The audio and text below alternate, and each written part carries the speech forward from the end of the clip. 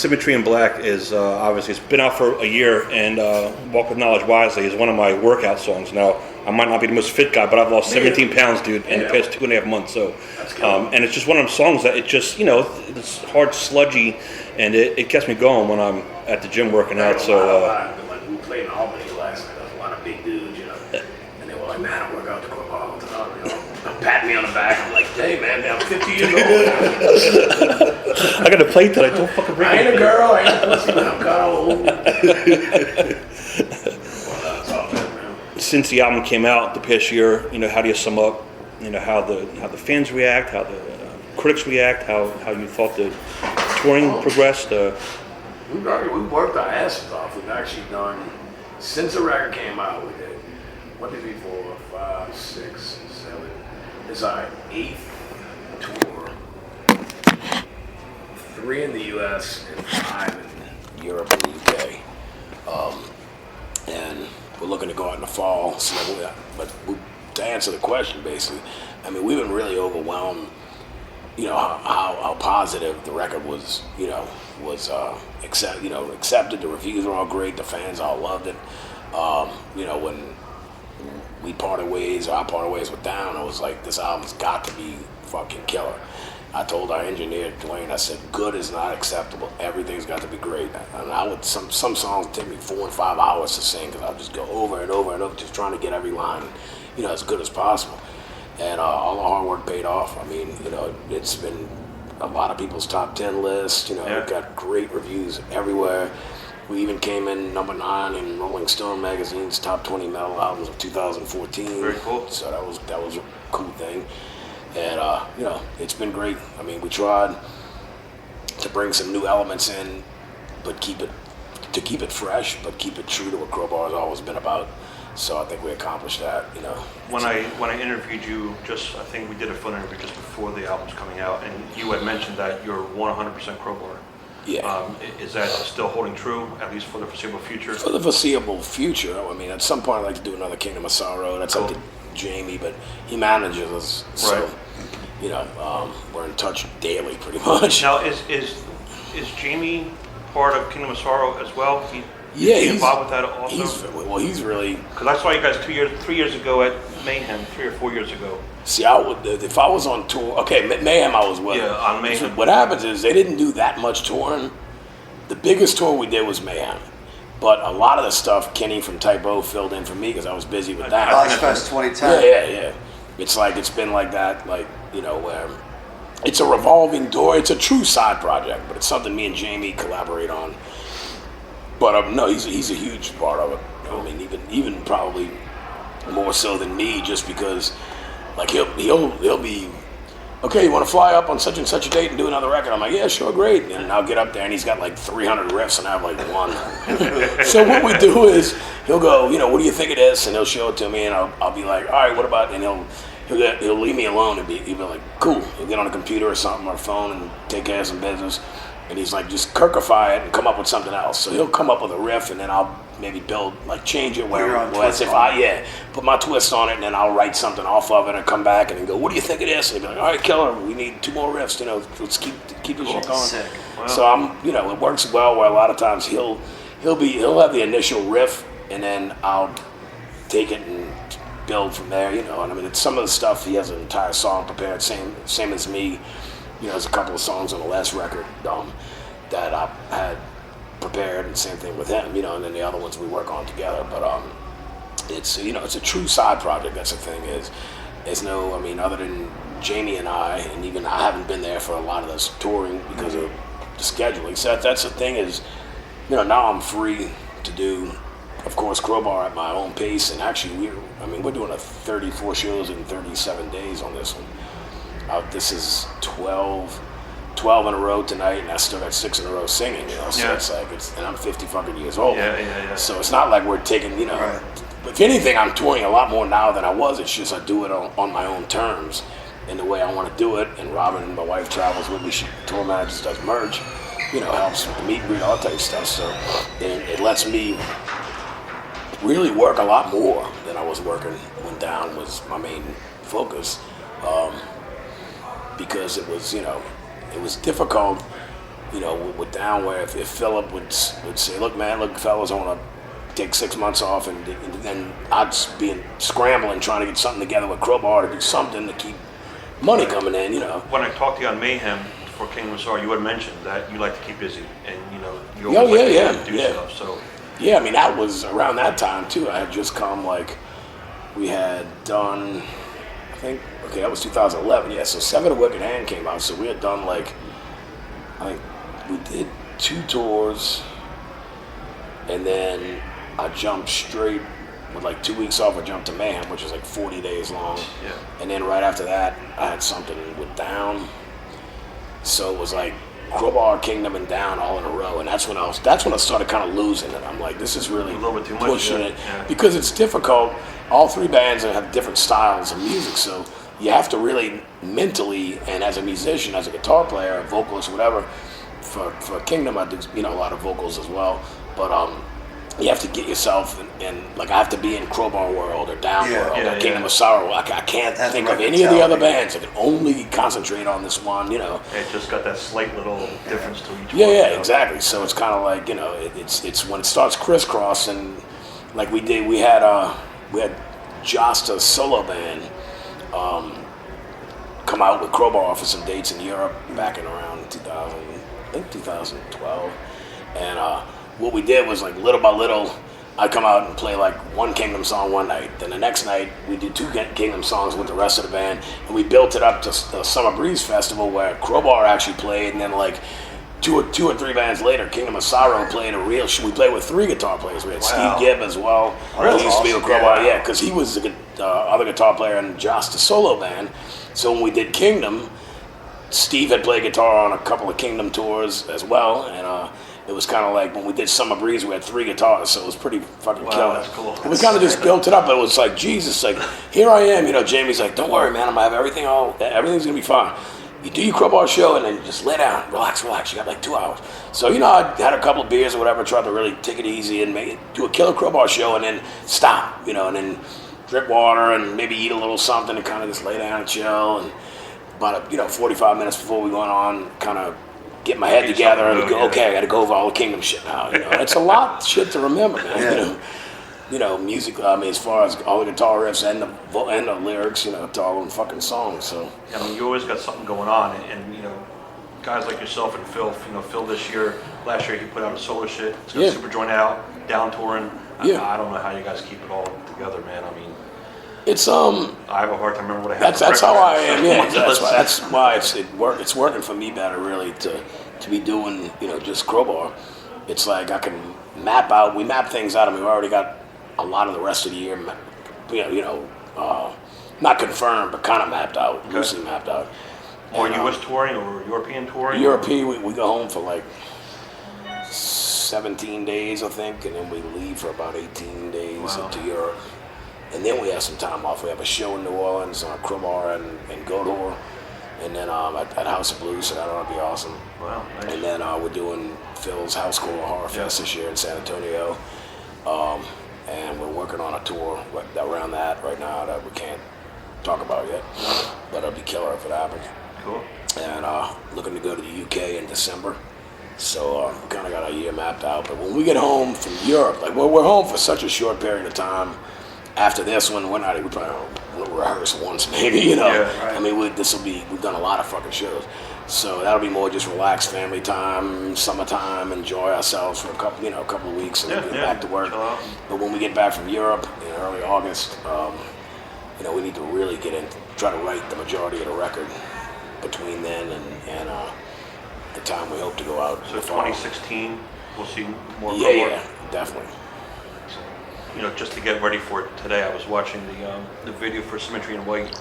And it was very cool, man. How you're playing Mr. Priest. Where'd that idea come up? That was believe it or not, that was sharp actually idea, man. That was actually the whole thing. I was talking to my wife Robin, and she was I was having trouble toward the end of because we had a UK tour already booked before Symmetry and Black came out, but an album had to be completed by a certain day for, you know. Right. So I was really running into problems where I'm trying to write 2 songs a day worth of lyrics and trying to sing 2 songs in a day, and I was to make this deadline. I literally finished up like 2 days before we left for the UK with completing the record. And so Robin was like, we were talking about an idea for Symmetry in White, and I fell asleep, you know, one night or whatever, and I woke up the next morning. There was a notebook sitting on a coffee table that said Symmetry in White, and she had all these fucking lyrics written. And I read the whole fucking thing. I said, this is amazing.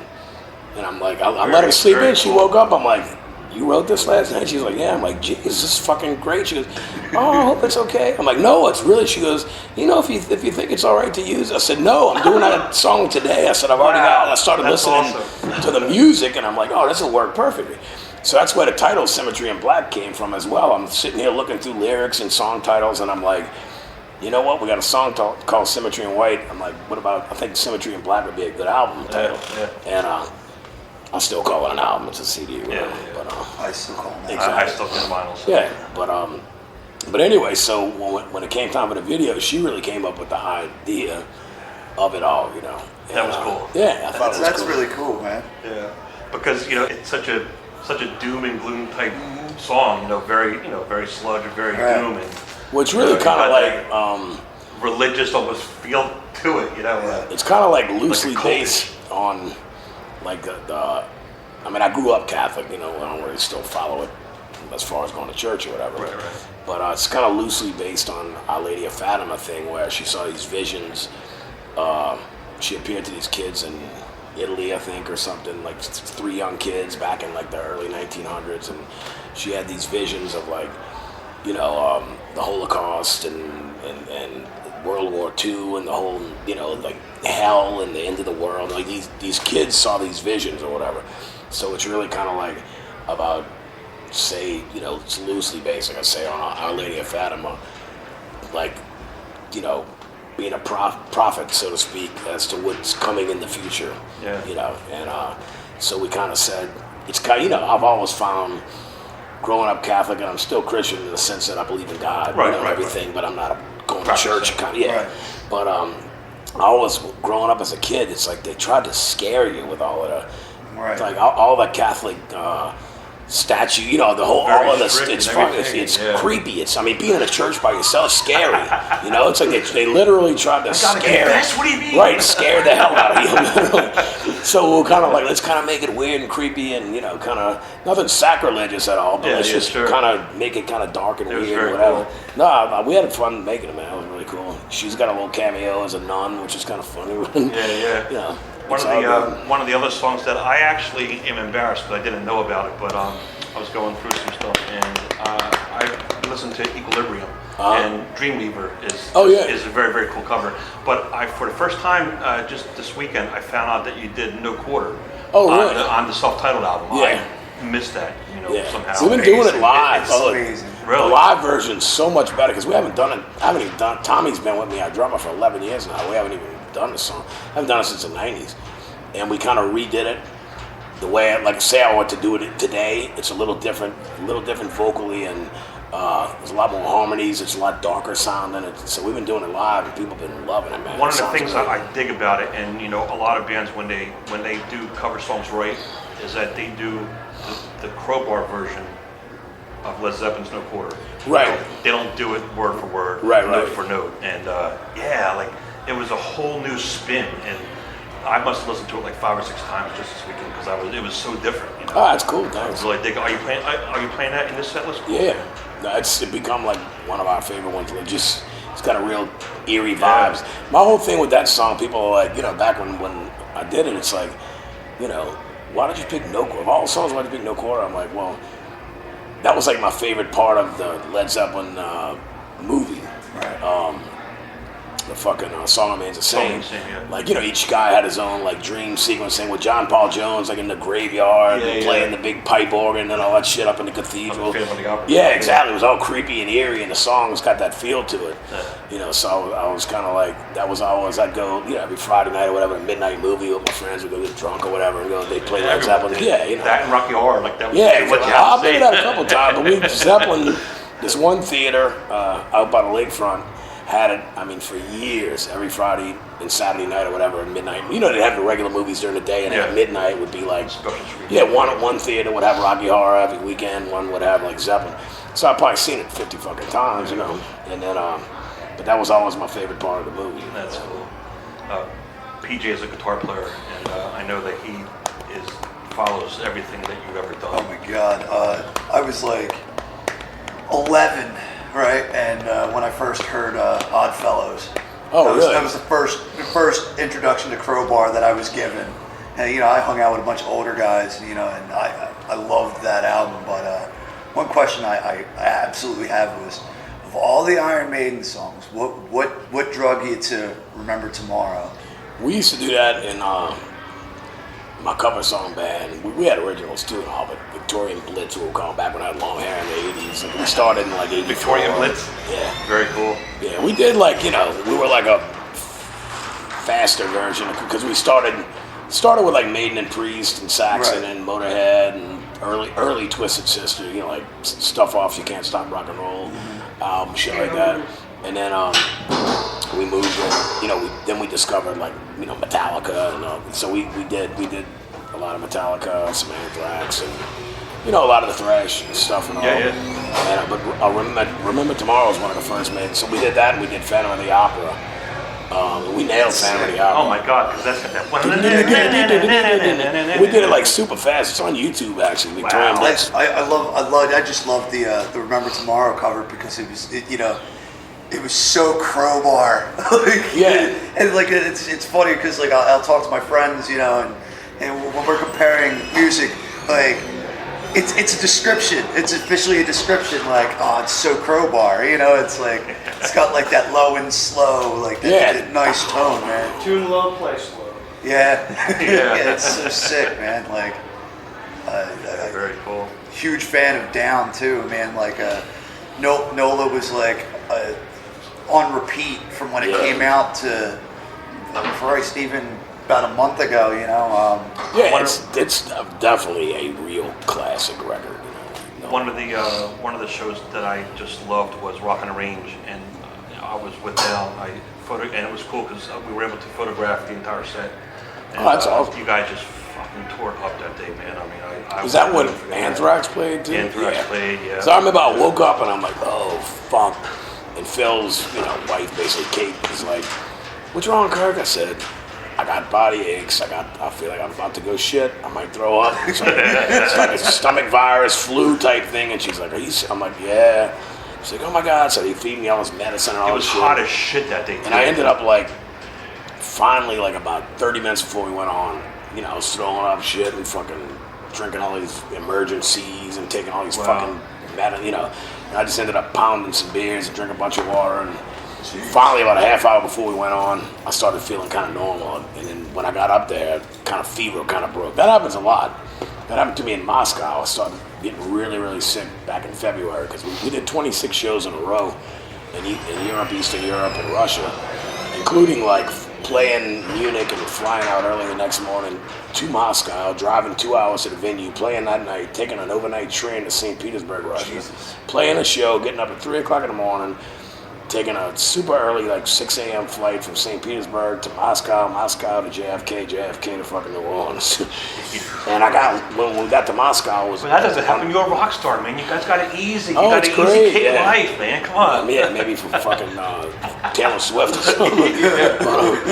When you guys played Alrosa Villa last week, you know, can you describe what that was like? Was that the first time you played there? Or was that's my third since. Cool. I mean, I played about 5 times before the thing, but I mean, it's one of those things, you know, it's still weird. Yeah. Like the whole day, I'm just kind of like, that's all I think about. Yeah. You know? Yeah, I don't see how you could think of anything else. Well, I mean, it's like, here's an example anyway. It's like there's, like, people ask, you know, "Oh, I'm sure you missed time." I'm like, well, of course. And it's like, you know, do you ever, you know, are you on tour? Do you ever? I'm like, every single day. Because every single day, somebody's wearing a Pantera shirt, a Dimebag shirt. Of course. You can't get talking about the when I was the Hulk in the home video and all that crazy shit. You know, it's like, dude, I saw you on the home video. you know, all this career. It's like every day, which it's a wonderful thing to be reminded of. Sure. Of course, but being at Al Rosa, like the other guys in the other bands hadn't been there, you know, and they were kind of like, you know, like kind of scared to ask questions about it. He said the little green room was kind of like, it just had this. It's weird like a vibe. because apparently they brought him in there after, yeah. So I mean, the first time I played, I went up there because I knew exactly. I never watched video of it or nothing. I knew exactly where he was at. I just knew it. I played there a bunch of times, you know. And first time we played, like our drummer wouldn't get off the bus. He was like freaked out. He's like, I don't want to. Like, we have to play. I don't want to be here either. Mm-hmm. But you know what? Of all people, and it's the truth. Diane's life was fucking music and having fun, you know, and giving to people. Fans and all that exactly. Stuff. So it's like, you know, for the fans that are here, we prefer to be elsewhere, you know, or not be where this happened. Right. But you know, we have to do this. But I remember I walked right up on the stage and I had this really, really weird feeling. I like sat there, said like a prayer, went, okay. I went in the bathroom, you know, took a shit, literally. And the green room thing is weird, and it's just the whole thing, and then I'm standing, you know, most of the show right there, just knowing, it's very, very weird. It's like I couldn't, and the thing is, the people that run it, it's older people, they're so nice, they're so appreciative that we come play there. The people that go to the venue, a lot of them were there, you know, and it's very weird, and, you know, some of them were like, dude, it took me years to even come back, you know, and stuff like that, but it's just one of those things where all of us, you know, whether you were friends with him or not, you know, everyone, of course, loves him and admires what he did, but it's just weird. Talking about Al Rosa, it's kind of creepy, and it is, man. It's just one of those things, you know. Because, you know, like, you know, in the bathroom, in the green room, I was got, you know, love your dime, R.I.P., blah, blah, blah, this and that, miss you. Yeah. They were saying about the drum risers and stuff, you know, from the shotgun or whatever, like, that's creepy, man. Stains on a car. I don't know why they do material. Yeah, I was thinking of that while we were playing. I'm like, honestly, I'm like, you see this kind of like brown stain on the floor, and like if you didn't know, you thought it could be anything. Yeah. Spilled whatever, puke or whatever from over the years, but you know, you should know what happened there. You know exactly what's a little bit. That was is very nuts, man. I thought that was kind of strange that they haven't changed that. Yeah. Wow. I mean, in a weird, kind of twisted way, you know, it's kind of. I mean, everyone that goes to the show, everyone knows. I mean, every band that plays there, of course, I'm sure sends this set's for Dime, or this, you know, this one's for Dimebag, and it's kind of like, as horrible as it is and all, I mean, all you can do is try to make the best of it. So for us to play and dedicate, you know, and do a show in his memory is really like an honor, and it's really, you know, it's out of respect. It's almost like as horrible as what happened, there's nothing we can do about it. Right. So it is what it is. You know, yeah. I try to think of all the fun and the good times that I had, and let's celebrate what he did give us. You know? Yeah, absolutely. So it's weird though. Yeah. I think we'll let you go. Awesome. Open up your guitar and get I'm gonna rip some some whatever you some do. old strings off and get some new ones.